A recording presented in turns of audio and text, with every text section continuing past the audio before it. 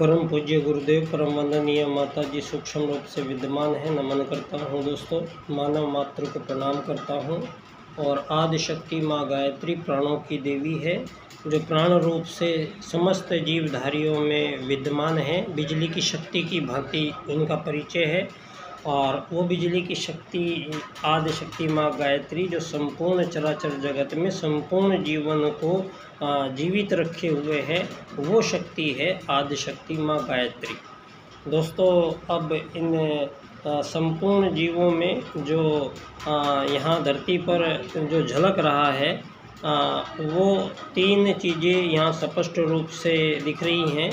दोस्तों, यहाँ जो हमें देखना है उसके पार जाना है, उसके पार दिखाई देना है। तो ये जो हमारा सुपर कंप्यूटर है, इसको ये इतनी हाई रेंज में डेवलप किया गया है कि इसमें अरबों न्यूरॉन्स होते हैं। और आज तक मानव जीवन इस बुद्धि में 6-7% से ज़्यादा अपने दिमाग का यूज मानव धरती पर कर नहीं पाए हैं। इस चीज़ का सबसे बड़ा प्रभाव जो मानव जीवन में है दोस्तों, ये स्पष्ट दृष्टिगोचर होता है।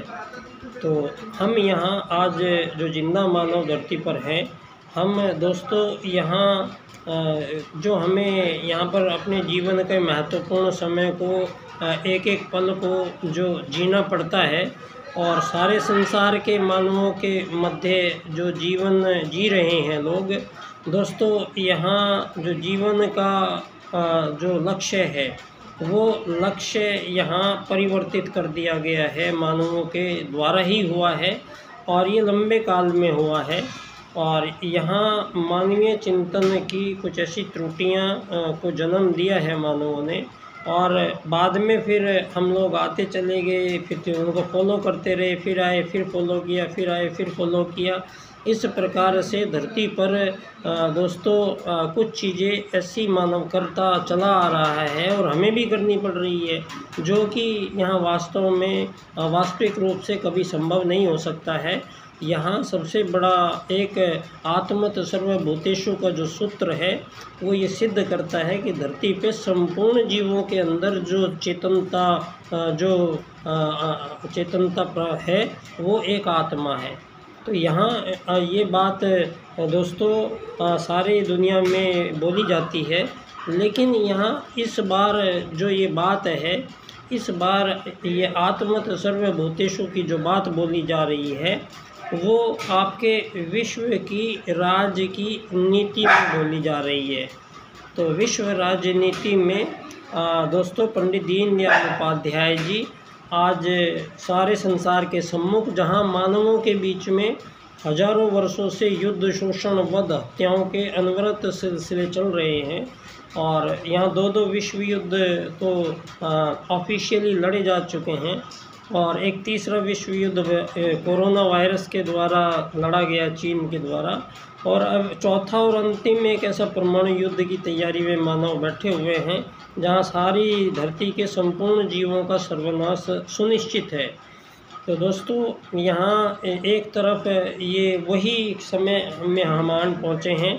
ये हमारा सौभाग्य है कि हमें एक ऐसी दैवीय सत्ता का हमें मार्गदर्शन प्राप्त हुआ है, और हमारा सौभाग्य है कि यहाँ भारत की वो सनातनी पावन भूमि की वो सनातनी पावन भारतीय सनातन संस्कृति, जो संपूर्ण संसार में मानवों को गढ़ने का काम जिसने किया था, और वही जाति, एक ही मानव जाति धरती पर आई है, वो है आर्य जाति। और जो आर्यों से बाहर गए थे वो अनार्य लोग कहा गया है, लेकिन वो भी, उनके पिता भी मूल रूप से सारे संसार वासियों का जो मूल पूर्वज पिता है, वो एक ही है धरती पर। इस बात को हम साबित करते हैं आज सारे संसार के सामने।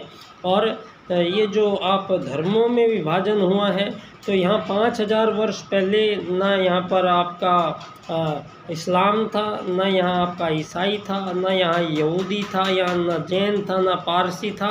यहाँ 5000 वर्ष पहले सनातन एक भारतीय संस्कृति थी, और सनातन भारतीय एक ही धर्म हो सकता है, क्योंकि वेद में धर्म का मतलब है धारण करना। तो धारण करना मतलब है, ये सवाल भी दीनदयाल उपाध्याय जी राजनीति में प्रस्तुत करते हैं और सिद्ध करते हैं कि मानव मूल रूप से एक शरीर नहीं है।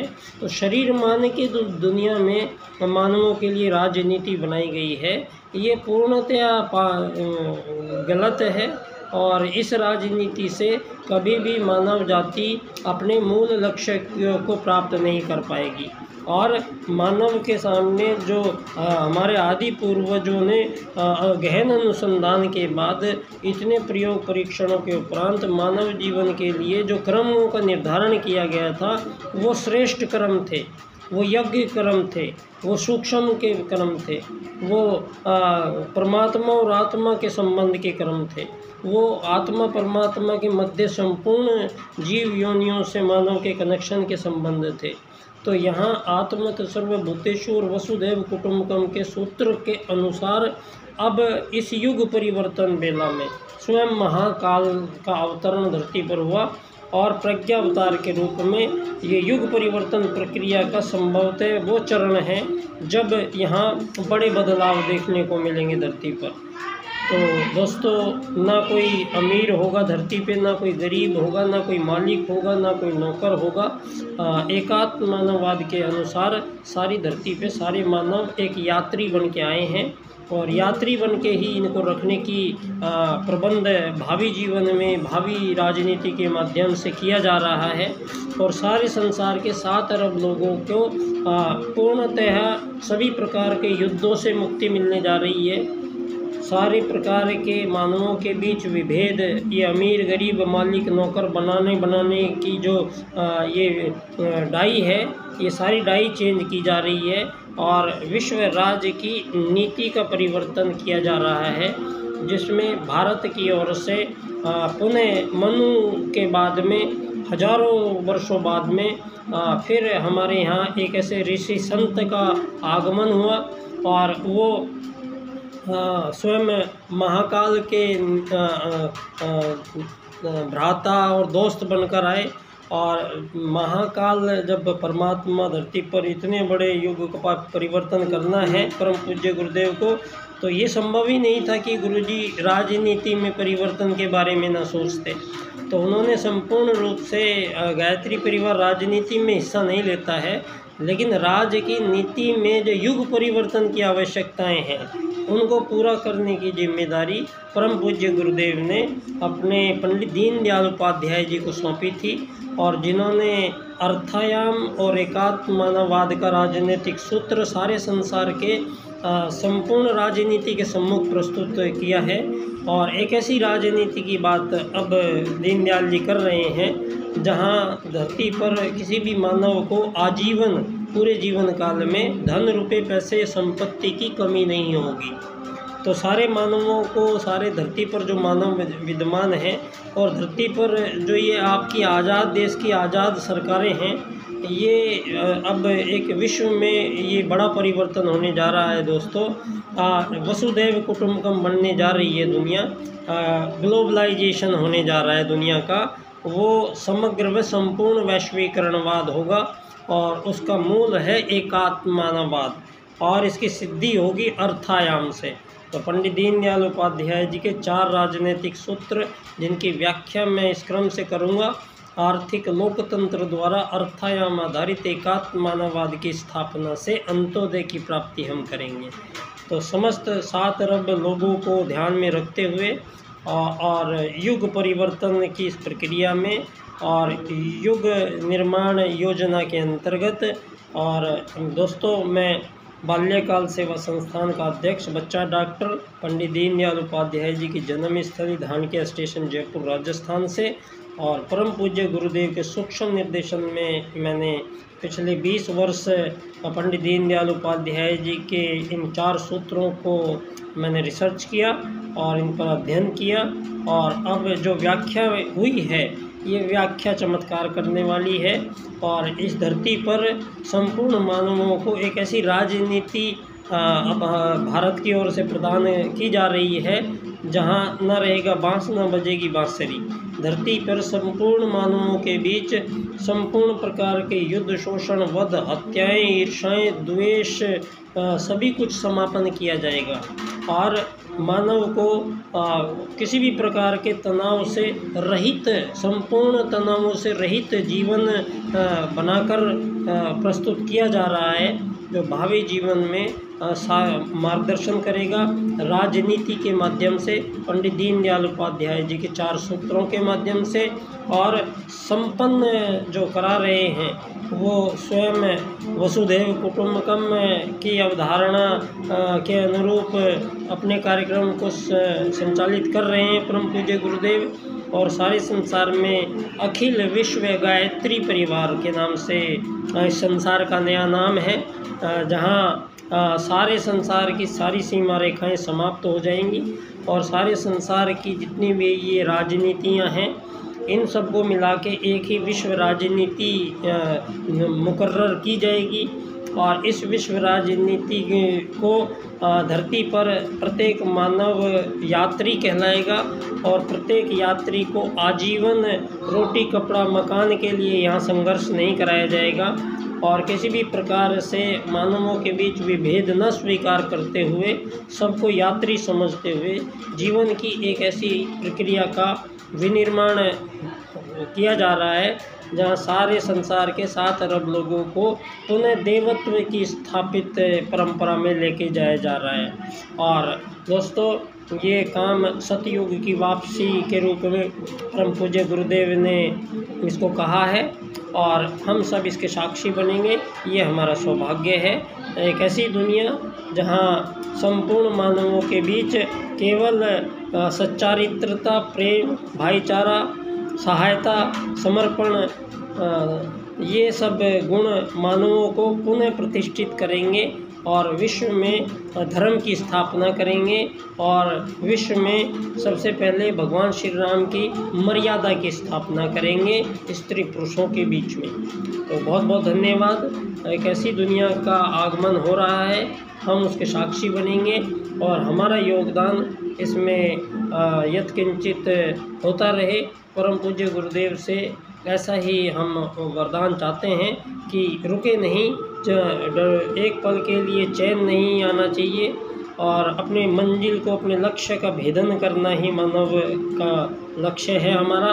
और परम पूज्य गुरुदेव ने कहा है युग परिवर्तन। एक बार ध्यान से सुन लीजिए दोबारा सब लोग, युग परिवर्तन कहा है तो युग ही परिवर्तन होगा। यहाँ छोटी मोटी कोई परिवर्तन की बात नहीं चल रही है, ये संपूर्ण मानव समाज को अब परम पूज्य गुरुदेव के अनुसार एक ही धुरी पर इकट्ठा किया जा रहा है और एक ही धुरी पर मानव को लाया जा रहा है और मानव को एक ही धर्म से संचालित किया जाना है और मानवों के बीच में किसी भी प्रकार के सभी द्वंद्व समाप्त होने हैं।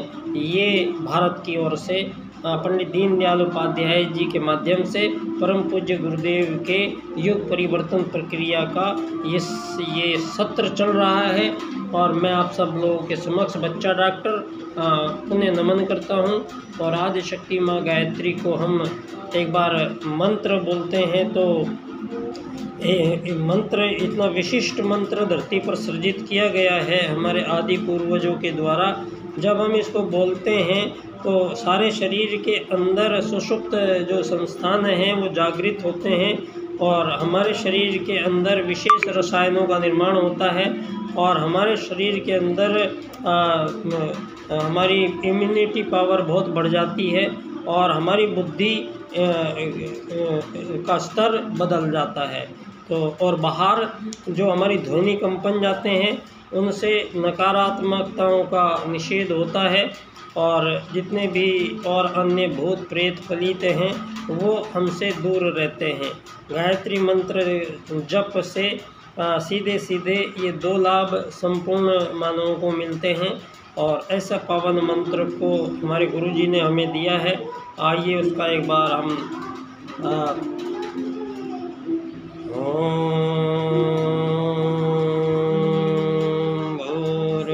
भूर्भुवः स्वः तत्सवितुर्वरेण्यं देवस्य धीमहि धियो यो नः प्रचोदयात्। ॐ गुरुर्ब्रह्मा गुरुर्विष्णु गुरुरेव महेश्वर गुरुर्साक्षात् परब्रह्म तस्मै श्री गुरुवे नमः। ओम शांति शांति शांति।